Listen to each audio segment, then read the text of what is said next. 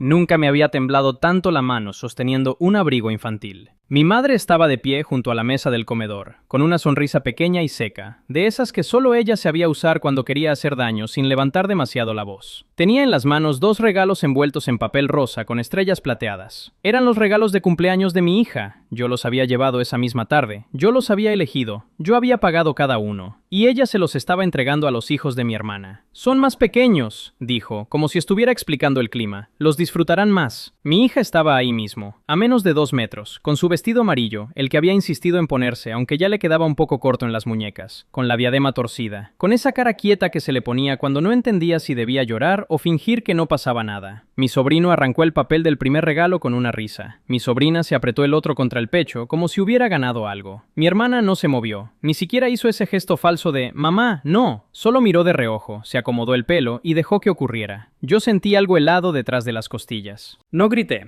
no hice una escena. No porque no quisiera, sino porque mi hija me estaba mirando a mí, no a ellos, esperando saber, por mi cara, si lo que acababa de pasar era normal, si ella debía sonreír, si tenía que ser educada, si su abuela tenía derecho a quitarle lo suyo en su propia fiesta y convertirla en una espectadora. Mi madre todavía sostenía la cinta arrancada del papel. «Tiago, no pongas esa cara», dijo. «Estás exagerando por unos juguetes». Entonces recogí nuestros abrigos, el mío del respaldo de la silla, el de mi hija del perchero de la entrada, su pequeña bufanda blanca del brazo del sofá. «Es hora de irnos». Mi madre levantó la voz justo en ese momento, para que todos la oyeran. «¡Estás exagerando!». Me giré con el abrigo de mi hija doblado sobre el antebrazo, la miré a los ojos y le respondí con una calma que hasta a mí me dio miedo. «Revisa tu aplicación del banco. Acababa de modificar el pago automático del préstamo de su coche. Me llamo Tiago. Tengo 39 años. Vivo en Zaragoza. Soy chef ejecutivo en un hotel boutique del centro. Uno de esos lugares que se llenan de bodas pequeñas, cenas de aniversario y turistas que creen que la cocina abierta es parte del espectáculo.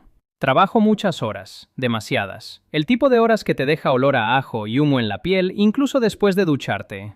Soy padre soltero. Mi hija, Alma, acababa de cumplir 8 años aquel sábado. Su madre se fue cuando ella tenía 3. No desapareció del todo, pero eligió una vida donde siempre había una excusa. Un trabajo nuevo, una mudanza, una crisis, una promesa de vernos el mes que viene. Al principio intenté proteger a Alma de eso. Luego entendí que no podía maquillarlo todo. Solo podía ser constante, estar, prepararle el desayuno, aprender a peinarle el pelo, ir a las reuniones del colegio con una camiseta limpia debajo de la chaquetilla del restaurante, recordar la fecha de las vacunas, hornearle un pastel de vainilla a las 2 de la madrugada si era lo que ella quería para llevar a clase. En teoría, mi familia debía ser el apoyo que compensara lo demás. En teoría, la realidad era otra. Mi madre siempre tuvo una habilidad especial para convertir la ayuda en costumbre y la costumbre en obligación. Mi hermana mayor, Lucía, tenía 2 hijos y un talento casi profesional para quedarse corta de dinero sin dejar de cambiar de móvil, de manicura o de planes de fin de semana. Mi padre llevaba años medio retirado, medio enfermo, medio enfadado con el mundo. Y yo era el que cocinaba para todos en Navidad, el que llevaba bandejas al bautizo ajeno, el que prestaba para que no cortaran la luz, el que adelantaba dinero para la entrada del campamento, para la avería del coche, para la comunión, para los libros, para los uniformes, para una reforma que nunca terminaba. Durante mucho tiempo me convencí de que así funcionaban las familias. Uno puede, uno ayuda, pero no era así. Porque no ayudaba a una familia que me cuidaba de vuelta. Yo financiaba una estructura en la que mi hija y yo siempre estábamos en la orilla. Lo vi tarde porque las humillaciones nunca empezaron grandes. Empezaron pequeñas, molestas, fáciles de explicar. A Alma la sentaban en la punta de la mesa porque los primos pequeños manchan más. A los niños de Lucía les compraban helados porque justo pasamos por la tienda y a Alma le decían que ya era tarde. En las fotos familiares, mi madre llamaba a sus otros nietos por nombre y a Alma le decía «Ponte ahí, cariño», sin tocarla. En Reyes, los regalos para los hijos de Lucía tenían envoltorios elegidos, nombres escritos con rotulador dorado, baterías incluidas. El de Alma venía en una bolsa de farmacia con un lazo reutilizado. En su 6º cumpleaños, mi madre llegó 2 horas tarde y sin regalo, pero subió una historia a redes cenando con Lucía y los niños en una hamburguesería. Siempre había una explicación. Siempre había una razón. Y siempre, si yo decía algo, me respondían igual. No seas sensible, no hagas drama, no pongas a la niña en medio. Como si la niña no estuviera ya en medio de todo. El cumpleaños número 8 de Alma lo organicé yo entero. No era una gran fiesta de local infantil, ni de animadores, ni de bolsas de regalo con 20 cosas de plástico.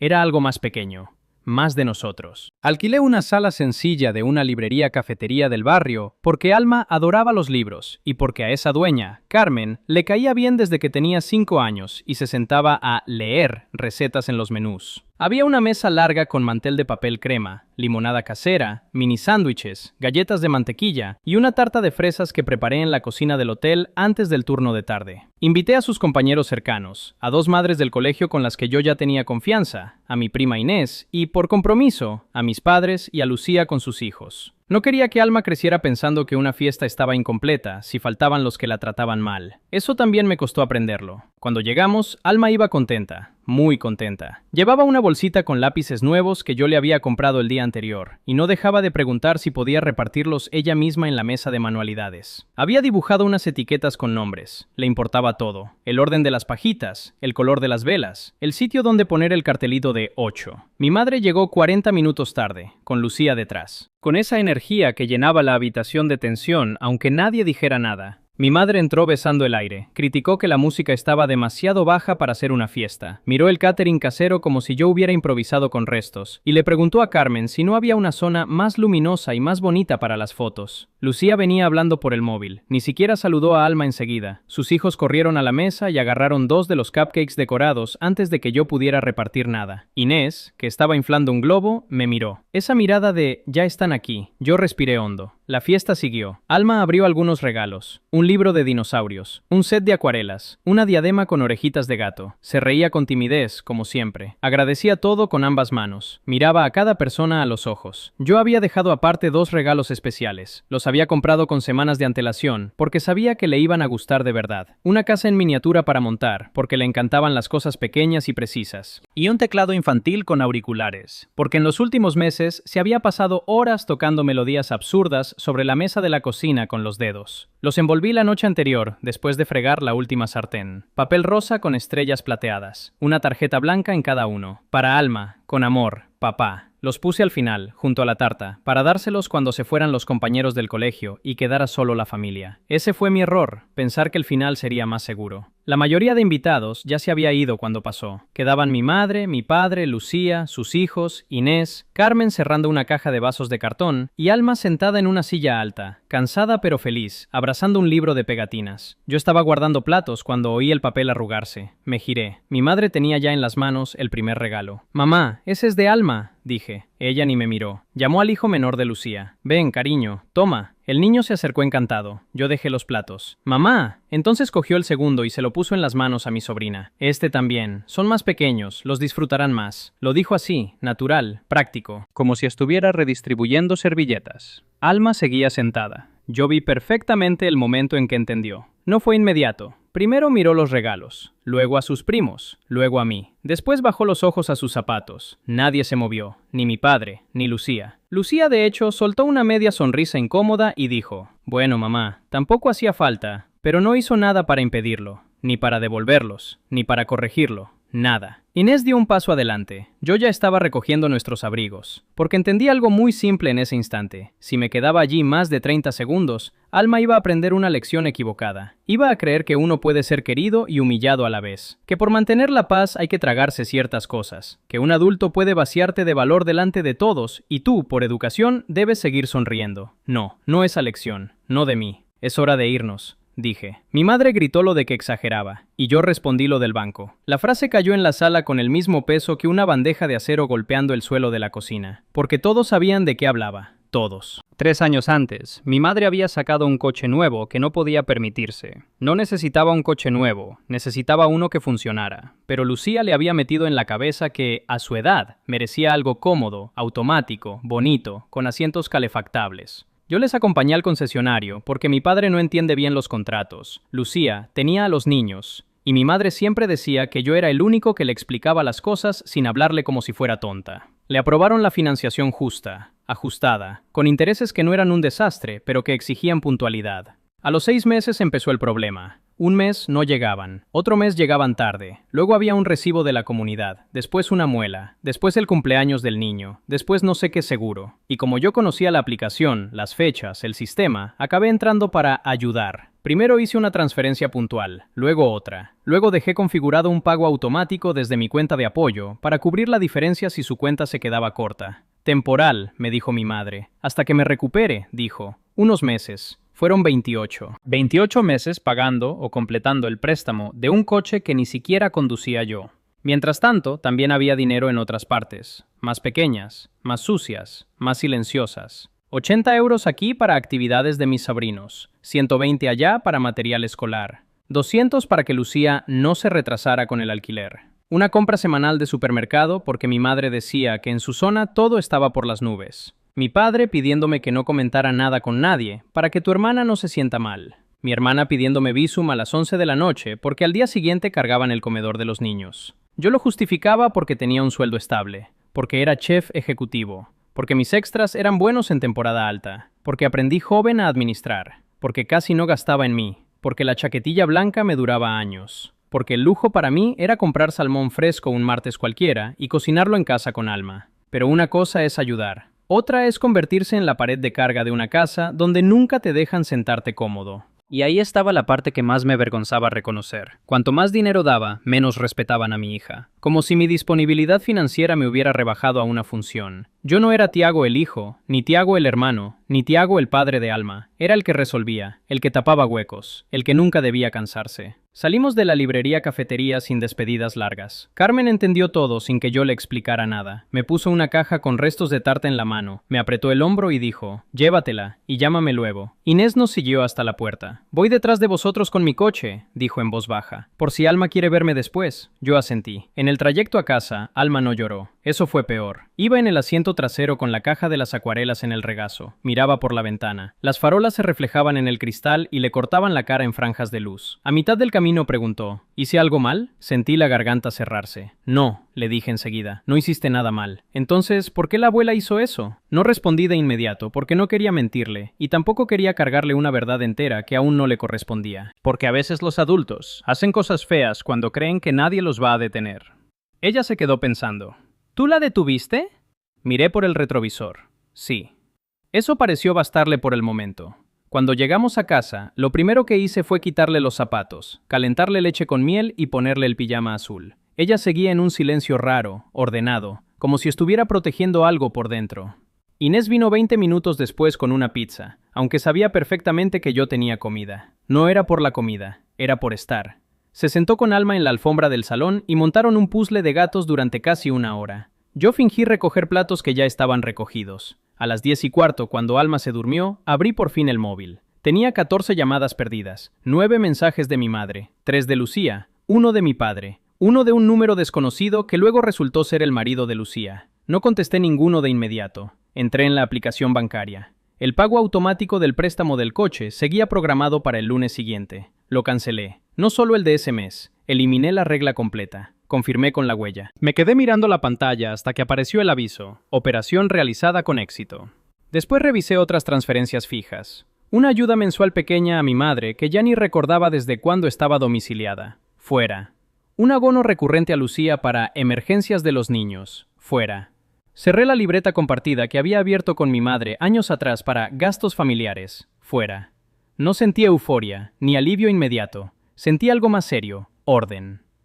Mi madre llamó a las 7:12 de la mañana siguiente. Estaba haciendo tortitas con forma de estrella porque Alma se había despertado triste y quise empezar el día por algo bonito. No contesté. Volvió a llamar. Luego mandó un audio. Tiago, hijo, no hagas tonterías. Lo de ayer fue una confusión. Los niños solo estaban jugando. Tu reacción fue desproporcionada. Y no sé qué comentario fue ese del banco, pero más te vale arreglarlo hoy. Llámame. Ni una palabra sobre Alma, ni una. Lucía escribió después. Mamá está fatal. ¿De verdad era para tanto? Los peques abrieron los regalos sin mala intención. Además, tú siempre puedes comprarle más cosas a Alma. Eso me hizo soltar una risa seca. Claro, siempre puedes comprarle más cosas. Como si la humillación fuera sustituible por ticket de caja. Como si el problema fueran los objetos y no el mensaje. Mi padre llamó a mediodía. Contesté porque Alma estaba en su clase de dibujo y yo acababa de salir del mercado central con una caja de setas y una bolsa de naranjas. ¿Qué has hecho?, me preguntó sin saludo. Poner un límite. No seas insolente. No seas tú cobarde. Estabas ahí. Silencio. Se oyó su respiración al otro lado. Tu madre no quería herir a la niña. Pues lo hizo. Son cosas que pasan en familia, no en la mía. Esa frase también quedó flotando. No la grité, la dije suave, y por eso dolió más. Él bajó el tono, cambió de estrategia. El coche vence en 4 días. Lo sé, tu madre cuenta con eso. Lleva años contando con eso. ¿Nos estás castigando? No, estoy dejando de financiaros. Colgó. Yo apoyé el móvil sobre una caja de calabacines y me quedé un segundo quieto entre los gritos del mercado y el ruido metálico de los puestos. Una señora a mi lado pedía cuarto y mitad de judías verdes. Un niño quería fresas. Alguien arrastraba un carro. El mundo seguía normal, y eso me ayudó. A veces uno cree que poner un límite va a partir el suelo. Y no, el suelo sigue ahí, lo que se parte es otra cosa. 2 días después aparecieron en mi casa, no llamaron antes, no preguntaron si podían. Mi madre y Lucía, juntas. Yo estaba en la cocina cortando cebolla para un sofrito rápido. Alma hacía deberes en la mesa con la lengua ligeramente fuera, concentrada en una suma. Cuando sonó el timbre y vi a las dos por la mirilla, ya sabía que no venían a disculparse. Abrí solo lo suficiente. Ahora no, dije. Mi madre puso la mano en la puerta. Tenemos que hablar. Alma está dentro. Mejor, dijo Lucía. Así ve que no pasa nada. Eso me dejó helado, porque era exactamente eso lo que querían, restaurar la apariencia, colocar una conversación encima del daño y llamarlo solución. No, respondí, mi hija no va a ver esto. Intentaron entrar, no las dejé. Mi madre sacó el recurso de siempre, el dolor. Estoy durmiendo fatal desde el sábado. Alma también. Lucía bufó. Tiago, de verdad, te estás volviendo imposible. Mamá no quiso decir nada malo, solo pensó que esos regalos eran más apropiados para mis hijos. Alma ni siquiera juega tanto con juguetes. La miré. ¿Te oyes? Se cruzó de brazos. Tú siempre haces de todo un símbolo. Porque lo es. Mi madre entonces cambió al chantaje económico. El banco me mandó aviso, me van a cobrar recargo. Sí, no puedes hacerme esto así. Pude, ya lo hice. Después de todo lo que hemos hecho por ti, no la dejé terminar. No vuelvas a decir eso delante de mi puerta. Su cara cambió. ¿Se ofendió de verdad o fingió muy bien? Somos tu familia. Mi familia vive aquí dentro, dije señalando el pasillo donde se oía a Alma pasar una página. Y la protegéis o dejáis de tocar mi dinero. No hay un tercer modelo. Lucía dio un paso adelante. ¿Así que vas a dejar a mamá sin coche por un berrinche? No, tu madre se está quedando sin mi ayuda por humillar a mi hija en su cumpleaños. Mira qué dramático suena cuando lo dices así. Así fue. Hubo un silencio largo. Mi madre lloró un poco, lo justo, sin lágrimas reales al principio. La conozco. Siempre supo producir el temblor de voz antes que la emoción. Entonces devuélveme al menos el pago de este mes. No, Tiago, no. No puedes abandonarnos así. Lleváis años abandonando a Alma delante de mí. Cerré la puerta con firmeza, no de golpe. La cerré cuando aún me estaban hablando. Y por primera vez en mucho tiempo, no me quedé del otro lado, sintiéndome monstruoso. Me giré. Alma seguía en la mesa. Había oído algo, seguro. ¿Era la abuela?, preguntó. Sí. ¿Estaba enfadada? Me agaché a su altura. Sí, pero eso no significa que tenga razón. Asintió muy despacio. ¿Ya no vamos a verla? No quise mentir otra vez. Ahora no. Entonces hizo algo que me rompió un poco y me curó otro poco a la vez. Se levantó, vino hacia mí y me abrazó por la cintura. Está bien, dijo. Prefiero la casa tranquila. Yo debería haber puesto el límite mucho antes. Lo pensé varias noches seguidas mientras picaba cebolla en el restaurante, mientras emulsionaba una salsa, mientras probaba un caldo, mientras el jefe de sala me hablaba de una reserva de 20 personas y yo asentía sin escuchar del todo. Debería haberlo hecho cuando mi madre usó el dinero que le presté para la ortodoncia de mi sobrino y luego subió fotos desde un spa rural. Debería haberlo hecho cuando Lucía me pidió 400 euros solo por esta vez y a la semana apareció con unas botas nuevas y entradas para un concierto. Debería haberlo hecho cuando mi padre me llamó para decir que el frigorífico se había estropeado. Yo pagué uno nuevo y luego descubrí que el viejo seguía funcionando y habían usado el dinero para cerrar una deuda de apuestas deportivas que él jamás admitió del todo. Debería haberlo hecho cuando Alma volvió un domingo diciendo que la abuela le había dicho que no tocara una muñeca, porque era de colección para la niña de verdad. Esa vez le pregunté a mi madre qué significaba eso. Ella se rió. Ay, por favor, Tiago, no empecemos. Quise decir para la mayor, para la que la cuida. Siempre había una forma de borrar la frase después, una goma sucia, una explicación miserable. Y yo, por no incendiarlo todo, aceptaba. Ahora entendía el precio. Cada silencio mío había sido una autorización, no explícita, pero sí útil. Ellos aprendieron que podían tensar, recortar, excluir. Que al final yo pagaría igualmente la siguiente cuota, la siguiente compra, el siguiente favor.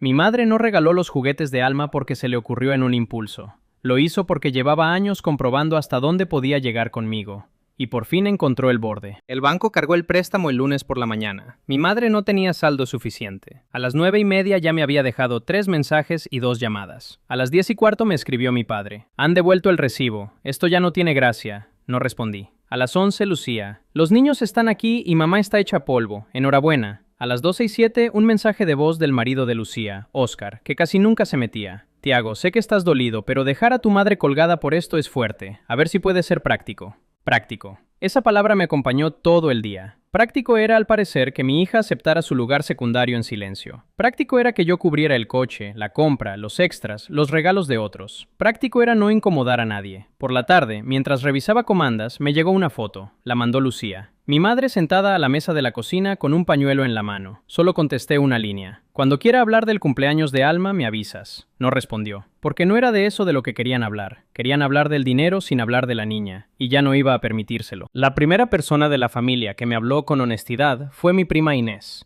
Vino a casa un jueves por la noche con empanadillas congeladas y una botella de refresco de naranja, porque sabía que Alma las asociaba con fiesta. Se quedó después de acostarla. Nos sentamos en la cocina. Tu madre está diciendo que te manipula el estrés, me contó. Que desde la separación estás muy sensible y que te llenan la cabeza en el restaurante. Solté aire por la nariz. Claro. También dice que Lucía tiene más gastos, que sus hijos son más pequeños, que Alma lo habría superado en 2 horas si tú no hubieras montado el número. Alma no ha vuelto a mencionar su cumpleaños. Inés me miró. Eso no significa que lo superara. Lo sabía. Claro que lo sabía. Alma no era una niña que armara escándalos. Cuando algo le dolía, se volvía más callada. Guardaba el dibujo a medias. Dejaba comida en el plato. Se metía antes en la cama. Preguntaba menos. ¿Sabes qué me da rabia? Dije. Que sigo sintiéndome culpable por cortar el dinero. Porque te entrenaron para eso. Asentí. Inés cogió un vaso limpio del escurridor, aunque no tenía sed. Tiago, no les has quitado comida. No los dejaste en la calle. Quitaste tu papel de red de seguridad. Eso solo se siente cruel si ellos creen que naciste para cubrirles. Me quedé mirando la encimera. Había una amiguita seca junto al azucarero. La empujé con el dedo sin pensar. No quiero que Alma crezca viendo esto, dije. No quiero que aprenda a comprar cariño, ni a mendigarlo. Entonces vas bien. Inés fue la primera en decirlo claro. Yo no estaba destruyendo la familia, estaba dejando de sostener una versión de la familia que se alimentaba de mi esfuerzo y de la resignación de mi hija. Eso no la hizo menos dolorosa, pero la volvió más nítida. El sábado siguiente fue el golpe final, porque hasta entonces yo todavía pensaba que tal vez, mi madre acabaría entendiendo. No pidiéndome perdón de forma perfecta, pero al menos reconociendo una parte, algo, un gesto. En lugar de eso, organizó una comida en su casa sin invitarnos y subió fotos. Lo supe por redes. Mesa grande, paella, los hijos de Lucía con gorritos de papel que habían sobrado del cumpleaños de Alma. Los mismos. Los reconocí porque yo los había comprado en una tienda de artículos de fiesta de la calle Manifestación, dorados con lunares blancos. Habían quedado 5 sin usar, y yo los dejé en una bolsa junto con servilletas. Mi madre los estaba usando para otra celebración cualquiera. Encima de una de las fotos un texto. Lo importante es estar con quien sabe disfrutar las cosas. No decía nombres, no hacía falta. Yo estaba cerrando una reducción de vino cuando vi la publicación y sentí por fin que algo dentro de mí se volvía simple. Se acabó, pensé. No el enfado, la ambigüedad. Esa noche, después de acostar a Alma, abrí una carpeta azul donde guardaba recibos, justificantes y capturas de transferencias. Porque durante años, por costumbre profesional y por desconfianza preventiva, había guardado todo. Cantidades, fechas, conceptos, incluso mensajes donde me pedían ayuda. No para reclamárselo legalmente, ya sabía que ese dinero no iba a volver. Lo necesitaba por otra razón. Necesitaba ver en papel la verdad completa. En 18 meses había transferido a mi familia, entre una cosa y otra, 11.840 euros, casi 12.000. Leí la cifra 3 veces. Con eso podía haber llevado a Alma una semana al mar, o haberle cambiado el escritorio, o haberme quitado horas extras durante un verano entero, o haber empezado una cuenta ahorro seria para ella. O simplemente haber dormido con menos angustia tantos fines de mes. Casi 12.000 euros, para seguir siendo el hijo útil y el padre ignorable. Cerré la carpeta, me serví agua, y tomé una decisión más. No habría celebraciones compartidas el resto del año, ni Navidad, ni cumpleaños cruzados, ni visitas para arreglarlo, donde acabara cocinando yo mientras fingían normalidad. La puerta no estaba medio abierta, estaba cerrada. Las consecuencias llegaron pronto, y con el estilo de siempre, ruido, culpa, dramatismo. Mi madre llamó a una tía que no veía desde hacía meses para contarle que yo la había dejado sin coche. Lucía le dijo a 2 primas que yo estaba usando a Alma para castigar una vieja rivalidad entre hermanas que solo existía en su cabeza. Mi padre mandó un mensaje al grupo familiar diciendo que el dinero saca lo peor de las personas y que se sentía avergonzado de mi conducta. Me salí del grupo, no di explicaciones. Oscar vino una tarde al hotel casualmente, pidió café en la barra y cuando me acerqué me dijo: «Podrías haberlo llevado de otra manera». Lo miré por encima del hombro mientras le indicaba al camarero una cuenta. «Y vosotros podríais haber tratado bien a una niña de 8 años». No volvió. Mi madre dejó una nota en el buzón una mañana. No una carta sincera, una nota. «Cuando quieras comportarte como hijo, aquí estamos». La rompí sin subirla a casa. Alma empezó a dormir mejor a la semana. Eso me impresionó.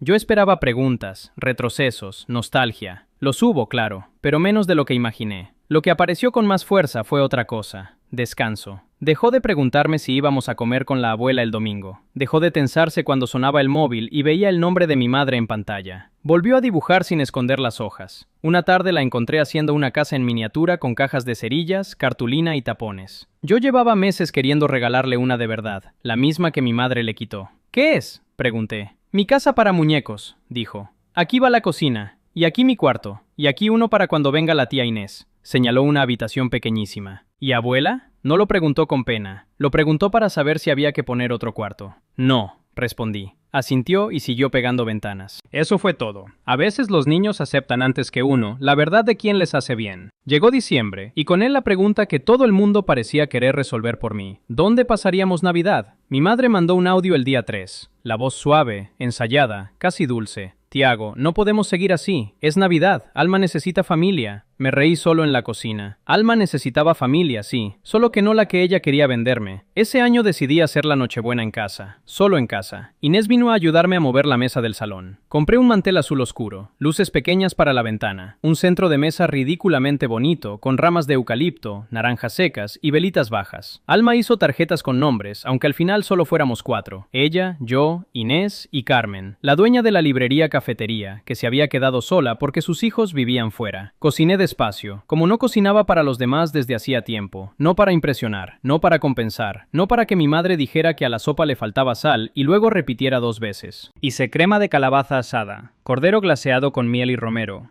puré de patata con mantequilla de verdad, panecillos pequeños, una ensalada de granada y queso de cabra. De postre, un tronco de Navidad que Alma ayudó a decorar con honguitos de merengue. No dejé cubiertos extra, no preparé sillas por si acaso. Esa fue una decisión importante, porque durante años yo había vivido dejando sitio para quienes nunca confirmaban si venían, dejando comida de más, dejando tiempo de más, dejando paciencia de más. Esta vez no. A las 9 menos cuarto mi madre llamó. No contesté. Mandó otro audio. «Al menos deja que pasemos a darle un beso a la niña». No contesté. A las 9:30 mi padre. No contesté. A las 10 Lucía. «¿De verdad vas a hacerle esto a mamá en Nochebuena?». La bloqueé. Nos sentamos a cenar. Alma llevaba un jersey verde con un reno bordado que encontró de segunda mano y amó como si fuera de diseñador. Inés abrió una botella de sidra sin alcohol. Carmen trajo un libro ilustrado enorme sobre panes del mundo porque dijo que toda hija de chef merece bibliografía. Nos reímos. De verdad. No con esa risa nerviosa que uno fabrica para tapar comentarios. No con la mirada siempre lista para anticipar una puñalada. Risa real. De sobremesa. De salsa caída en la camisa. De Alma contando que en el cole un niño dijo esferificación, sin saber qué era, porque me lo había oído mencionar una vez. En un momento de la noche, mientras recogía platos, miré el salón, las luces bajas, la mesa usada, la cara relajada de mi hija, y sentí una cosa silenciosa, casi humilde. No había ganado nada, solo había dejado de perder. La explosión final no llegó en Navidad, llegó en enero, cuando venció la revisión del seguro del coche de mi madre. No solo había cancelado el apoyo al préstamo, también dejé de cubrir el suplemento que yo venía metiendo, sin decirlo mucho, para que ella pudiera mantener una póliza más alta de la que podía pagar. El seguro se reajustó, la cuota subió, y ahí sí que me llamaron casi todos. Mi padre incluso se presentó en casa un domingo por la mañana, solo, sin avisar, con el abrigo mal abrochado y una rabia cansada en la cara. Yo acababa de hacer churros improvisados con masa de buñuelo porque Alma había pedido algo divertido para desayunar. Abrí la puerta lo justo. «Tenemos que hablar seriamente», dijo. «No, no te pregunté. Y yo no te invité».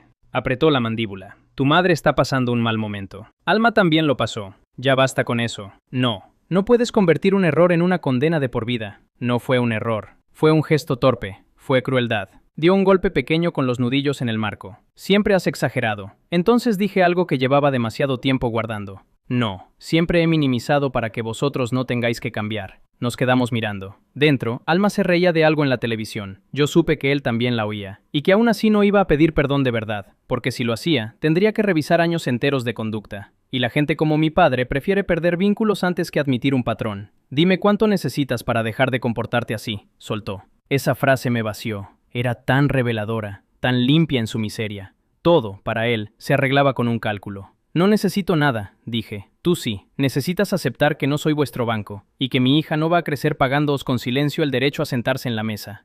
Le cerré la puerta. Temblaba, no de miedo, de final. Alma salió al pasillo en calcetines. ¿Era el abuelo? Sí. ¿Ya se fue? Sí. Asintió. ¿Puedo mojar otro churro? Sí. Y se volvió a la cocina. Así de simple. A veces el cierre no llega con un discurso. Llega con un niño que ya no espera nada de la puerta. En primavera hicieron un último intento. Mi madre mandó una bolsa con 2 vestidos usados para Alma, a través de una vecina. Uno tenía una mancha vieja en el cuello. El otro era de una talla que no le servía hacía años. Ni nota, ni disculpa. Solo objetos desplazados, como si la maternidad y la abuelidad se pudieran reactivar con restos. Los doné. Lucía escribió en mayo para decir que su hijo mayor hacía la comunión y que sería muy feo que faltáramos. Le respondí una única vez en meses. No voy a financiar ni asistir a una familia que humilló a mi hija y nunca se disculpó. No contestó. Ese mismo mes, abrí una cuenta ahorro solo para Alma, automática. Lo que antes se iba en ayudas mensuales, préstamos encubiertos, compras de emergencia y pagos silenciosos, empezó a entrar ahí. No era una fortuna, pero era constante. Y sobre todo, era nuestro. Le compré un escritorio blanco de segunda mano y lo lijamos juntos en el balcón. Ella eligió pintura para los cajones, azul muy claro. Pegué una lámpara cálida arriba. Colgamos una repisa para sus libros, otra para las cajas de miniaturas. En verano la apunté a un taller de cocina infantil en el mismo hotel. Los martes, cuando la jefa de pastelería tenía hueco. Alma aprendió a hacer masa quebrada, a separar claras, a espolvorear azúcar sin tirar media bolsa al suelo. Volvía feliz. Una tarde, con la harina en la frente, me dijo: «Papá, cuando sea mayor quiero cocinar y hacer casitas pequeñas. Me parece una combinación excelente. Y no quiero fiestas con gente mala». Eso me dejó callado unos segundos. No tienes por qué tenerlas nunca. Bien, y siguió comiéndose una fresa. A finales de agosto me crucé con mi madre en la calle por primera vez desde el cumpleaños. Yo salía de la frutería con una bolsa de melocotones. Alma llevaba una libreta nueva bajo el brazo. Era el último viernes antes de empezar el curso. Mi madre venía sola. Nos vio. Se detuvo. Yo también. Alma se pegó un poco a mi lado, sin esconderse. Mi madre la miró primero a ella, luego a mí. Esperé lo mínimo. Lo siento, un gesto correcto. Algo. No llegó. «Qué alta está», dijo. No se dirigía a Alma, se dirigía a mí, como si la niña fuera un dato. Sí. Podríamos hablar un día. Ya tuvimos muchos días. Se humedeció los labios. No puedes estar enfadado para siempre. No estoy enfadado para siempre. Estoy lejos por una razón concreta. Estás haciendo que la niña me olvide. Alma apretó la libreta con ambas manos. Yo la miré. Luego volví a mi madre. No, tus actos están haciendo eso. La frase la golpeó más que cualquier insulto. Porque era verdad, y porque por primera vez no había dinero de por medio, ni urgencia, ni deuda, ni negociación. Solo una cuenta emocional ya cerrada. Mi madre bajó la vista. Yo también cometí errores contigo, dijo de pronto. Ahí estuvo a punto de decir algo real, pero enseguida añadió. Pero eras difícil, y se acabó. Sonreí sin alegría. Adiós, mamá. Cogí la mano de Alma y seguimos andando. A la vuelta de la esquina ella preguntó: ¿por qué dijo eso? Porque algunas personas están más cómodas justificándose que cambiando.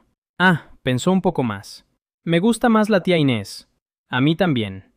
El cierre verdadero llegó en una escena muy pequeña, no en una gran confrontación, no en una reunión familiar, no con testigos. Fue en el siguiente cumpleaños de Alma, 9 años. Esta vez lo hicimos en casa. Mesa en el salón, 2 amigas del cole. Inés, Carmen, una compañera mía de pastelería que le tenía cariño, globos pegados con cinta en la pared, pizza casera individual para que cada niña armara la suya, una tarta de limón porque Alma cambió de gustos y dijo que la de fresa era de cuando todavía intentaba mucho. Esa frase la recordé durante semanas, de cuando todavía intentaba mucho. Después de soplar las velas y abrir regalos, Alma se fue a su cuarto con sus amigas a jugar. Yo me quedé recogiendo platos de cartón y limpiando migas. Encontré, detrás de una caja de servilletas, una bolsa antigua con asas de cuerda. La reconocí al instante. Era una de las que había traído de la fiesta del año anterior. Dentro estaba la tarjeta blanca que yo había escrito para uno de los regalos robados. Para Alma, con amor. papá. Solo la tarjeta, nada más. Debió de quedar olvidada entre cosas que guardé sin mirar. La tuve entre los dedos un buen rato. Podría haberla tirado. Podría haberla guardado como prueba de algo. En lugar de eso, fui al escritorio azul de Alma. Abrí el cajón superior y metí la tarjeta al fondo, debajo de unas pegatinas y un recetario pequeño que estaba haciendo conmigo. No como un monumento al daño, sino como una marca privada de lo que ya no volveríamos a aceptar. Luego cerré el cajón. Desde el cuarto de Alma llegó una carcajada limpia, larga. Una de sus amigas gritó que la pizza de plastilina estaba quemadísima. Otra pidió más pegatinas. La casa olía a vainilla, tomate y masa horneada. Me apoyé un segundo en el marco de la puerta del pasillo y respiré. Eso era. No la victoria, no la revancha, la paz. Con el tiempo entendí que mi madre no les dio a los hijos de mi hermana los regalos de cumpleaños de mi hija, solo porque fueran más pequeños. Se los dio porque en su cabeza Alma siempre ocupó un lugar provisional, un lugar negociable, prescindible, un sitio que podía vaciarse para llenar a otros. Y se atrevió a hacerlo delante de mí, porque llevaba años viendo que yo pagaba incluso después del desprecio. Lo que cambió aquel día no fue solo una transferencia, fue la lógica entera. Yo dejé de pedir aceptación a cambio de recursos, dejé de traducir humillación en paciencia, dejé de confundir utilidad con amor. No me convertí en un héroe, no hice un escándalo viral, no arruiné a nadie. Solo hice una cosa que debía hacer mucho antes. Cerré el grifo por el que se escapaban mi dinero, mi energía